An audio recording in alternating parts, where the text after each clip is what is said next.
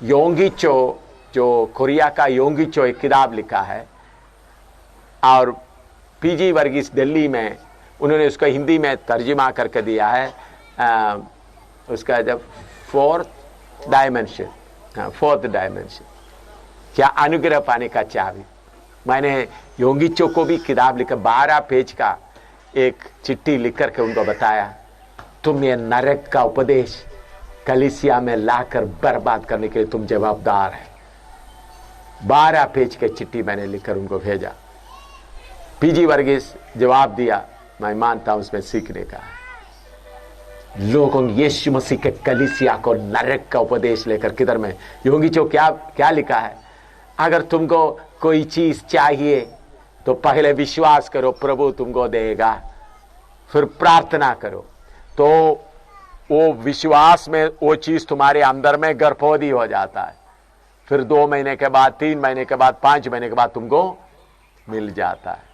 उसके लिए कुछ वचन भी उन्होंने, ढूंढो तो मिलेगा, खटखड़ाओ खोला जाएगा। उधर में लिखा ढूंढो खटखड़ाओ मिलेगा, दुनियावी शरीर की बातों के लिए नहीं, बल्कि उधर पवित्र आत्मा के बारे में लिखा है। किसके बारे में लिखा है? तो वचन को ये बड़ा पादरी, मैंने बोला तुम सुअर, क्लियरली लिखा है, तुम पिग, ये सुअर का उपदेश लाया है। 12 पेज का मैंने लिखकर भेजा है। यीशु मसीह के कलीसिया को क्या है, वो बहुत पादरी लोग भी वो पढ़कर प्रचार कर देता है। ओ देखो तुमको वो चाहिए, प्रचार करो। ये देखिए मेरे प्यारो, अच्छी तरह आपने सुनना, ये पादरी लोग डिग्री है तो उनको वचन नहीं मालूम है, परमेश्वर का वचन नहीं था। शैतान उसका दिमाग को पकड़ कर बांध करके रखा हुआ है, शारीरिक बना के रखा है।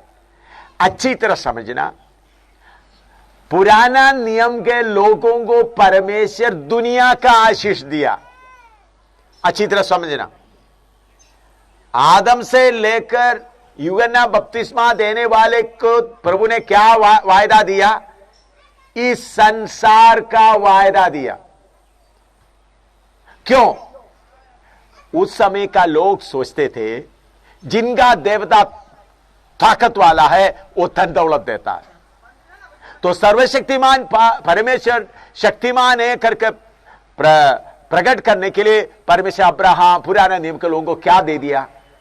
धन दौलत दे दिया। और उसके साथ साथ पुराना नियम में, पुराना समय में लोग सोचते जिसका देवता को शक्ति है वो दूसरों का लड़ाई, दूसरों को हराता है, तो इसलिए परमेश्वर इस्राएल के साथ रहकर सारे लड़ाई में अन्य जातियों को क्या करता रहा?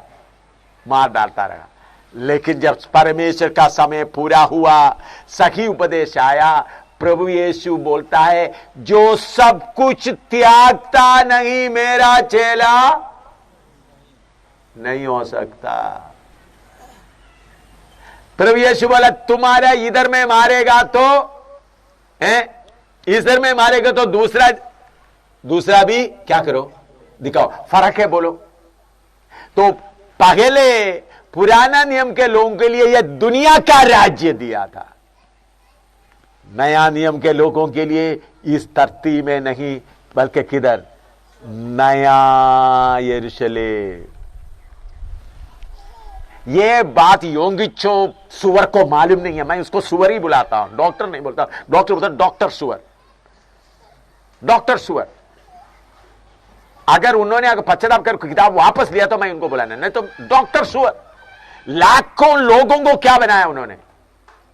शारीरिक बना दिया।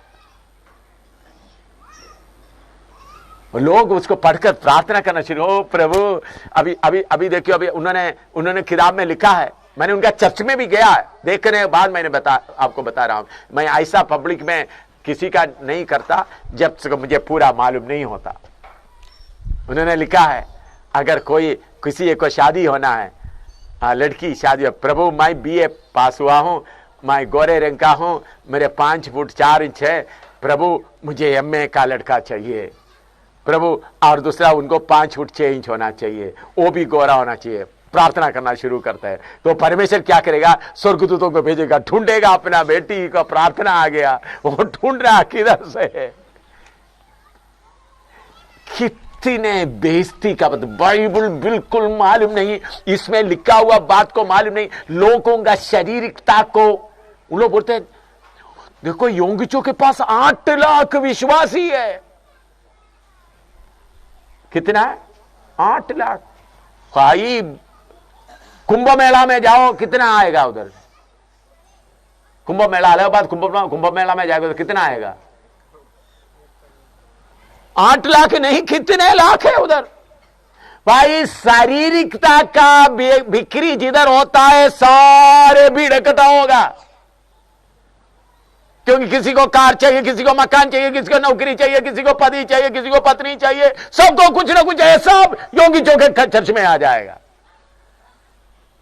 लेकिन जिसको त्यागने का मन है वो किधर आएगा? यीशु के पीछे चलेगा। मैं सही उपदेश बोल रहा है, झूठा उपदेश बोल रहा है? आप बोलिए। मैं बाइबल का उपदेश बोल रहा हूं, जो यीशु मसीह का मुंह से निकला हुआ वचन बता रहा हूं। परमेश्वर पवित्र प्रभु यीशु मसीह के मुंह से निकला हुआ। प्रभु ने बोला त्यागो, अगर कोई मेरा चेला होना चाहता। पढ़िएगा लूका 14 का 25 से पढ़िएगा, 25 से 33 तक। लूका 14 का 25 से 33 तक पढ़िएगा। और जब बड़ी भीड़ उसके साथ जा रही थी, हाँ। तो उसने पीछे फिरकर उनसे कहा, यदि कोई मेरे पास आए और अपने पिता और माता और पत्नी और लड़के वालों और भाइयों और बहनों वरन अपने प्राण को भी अप्रिय ना जाने, तो वह मेरा चेला नहीं हो सकता। और जो कोई अपना क्रूस ना उठाए और मेरे पीछे ना आए, वह भी मेरा चेला नहीं हो सकता। भाई मसीह जीवन पाने का जीवन नहीं, बल्कि क्या है? छोड़ने का है। जब आप प्रभु में आया, छोड़ना शुरू हुआ। छोड़ते छोड़ते छोड़ते छोड़ते छोड़ते सब कुछ त्यागे। ऐसा लोग ही किधर जाएंगे? परमेश्वर के राज्य में प्रवेश होंगे।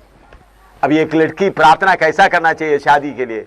प्रभु अगर मैं शादी करना तेरा मर्जी है तो जिनके साथ शादी करना आप योग्य समझ से उनको मेरे सामने लाए, चाहे वो अंधा हो, चाहे लंगड़ा हो, चाहे अनपढ़ हो।